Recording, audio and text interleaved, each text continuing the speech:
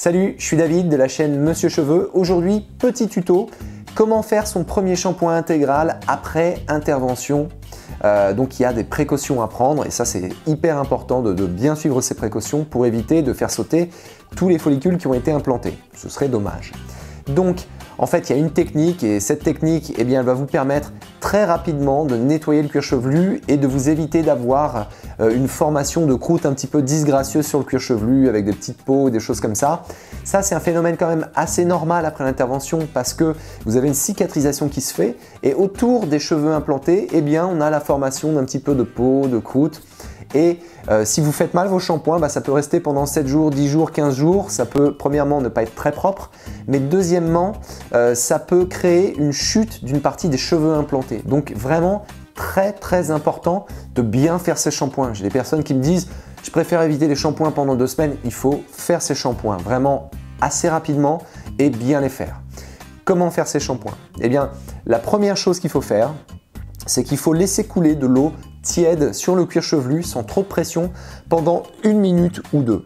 L'objectif ici, c'est de amollir un petit peu le cuir chevelu et toutes les petites croûtes qui se situent autour des follicules. Ensuite, une fois que vous avez fait ça, vous allez prendre du shampoing dans votre main, donc vous allez en prendre assez suffisamment. Vous allez mettre un petit peu d'eau et vous allez faire mousser le shampoing pendant 10-15 secondes, avoir vraiment une bonne quantité de mousse et ensuite vous l'appliquez sur le cuir chevelu, donc sur les zones qui ont été implantées pour avoir une bonne petite dose de mousse et vous allez laisser poser pendant 2 minutes. Et ensuite, pendant 4 minutes, avec le plat de la main, vous allez effectuer des mouvements circulaires. Donc, vous mettez la main avec le poids de la main, petit mouvement circulaire avec pas le bout des ongles, mais vraiment la partie centrale des doigts et petit mouvement circulaire et vous allez faire ça 4 minutes sur l'ensemble de la zone qui a été implantée.